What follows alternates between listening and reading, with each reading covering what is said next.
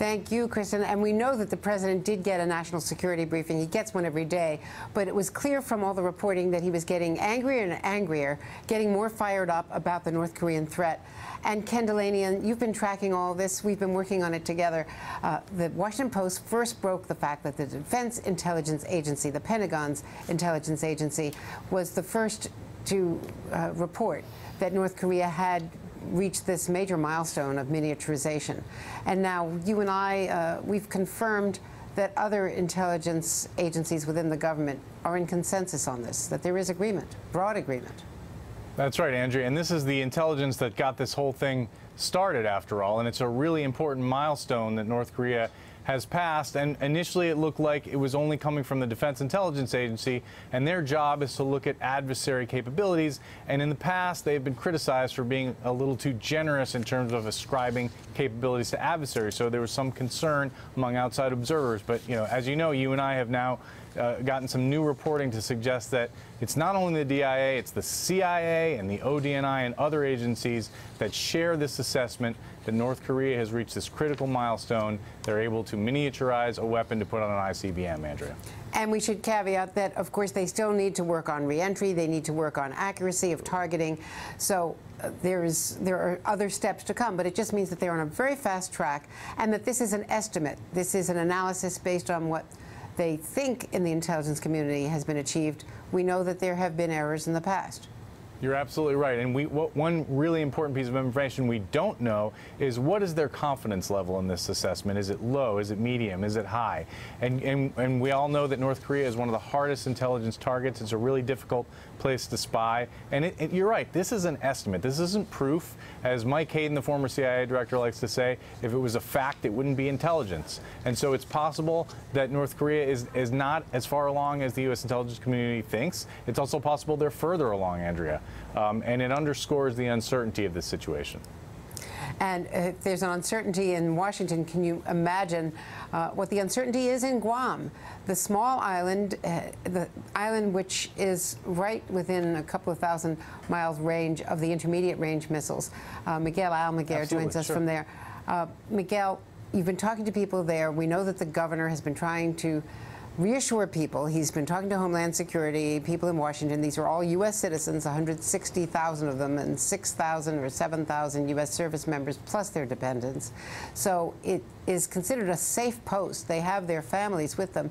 But what are the people in Guam thinking as they hear these threats coming from Pyongyang?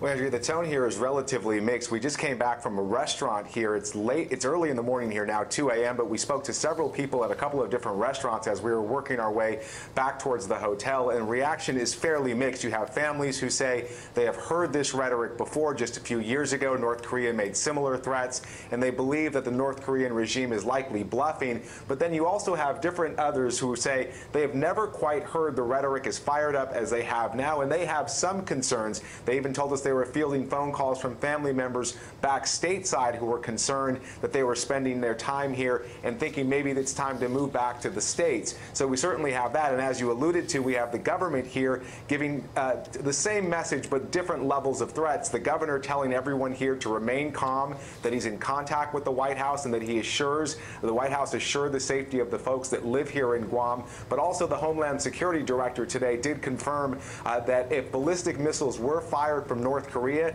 they would reach this island in about 14 minutes. So many people we spoke to say, well, it's a bit hard to remain calm knowing that if North Korea did fire missiles, they would get here in about 15 minutes. Of course, though, the government trying to reassure everyone that there is no attack imminent, and they believe they are very well protected. Of course, this island is protected with anti-missile systems that would shoot down any missiles that would come in from North Korea. That is certainly what the government is telling many people here to give them at least some sense of ease, Andrea. Miguel Almaguer on the island of Guam, a U.S. territory, and in South Korea, our colleague Bill Neely.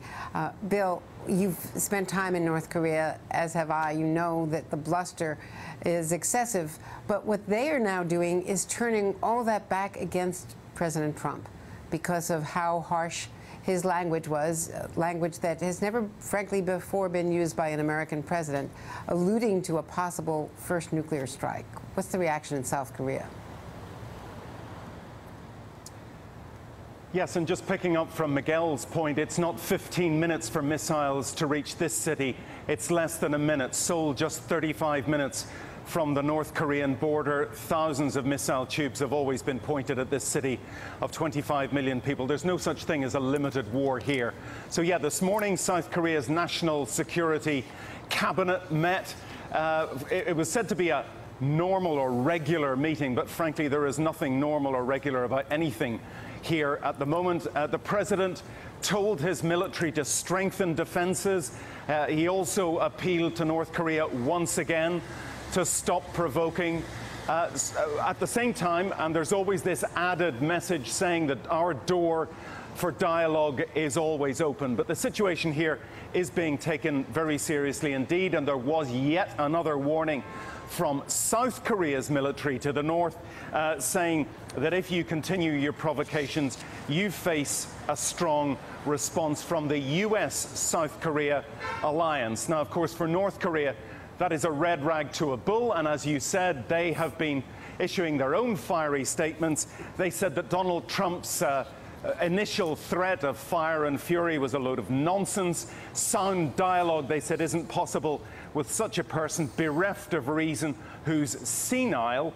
And they said, of course, only absolute force can work on him. And then, of course, came that extraordinarily detailed statement about exactly what missiles they would fire towards Guam. And we've heard general rhetoric from Pyongyang before, but this was so specific. 4 missiles, giving the timing, the trajectory. As Miguel was saying, 14 minutes to hit the sea off Guam. So this situation, definitely abnormal. And here, people are on edge, Andrea. Bill Neely, thanks so much for that. Hey there, I'm Chris Hayes from MSNBC. Thanks for watching MSNBC on YouTube. If you want to keep up to date with the videos we're putting out, you can click subscribe just below me, or click over on this list to see lots of other great videos.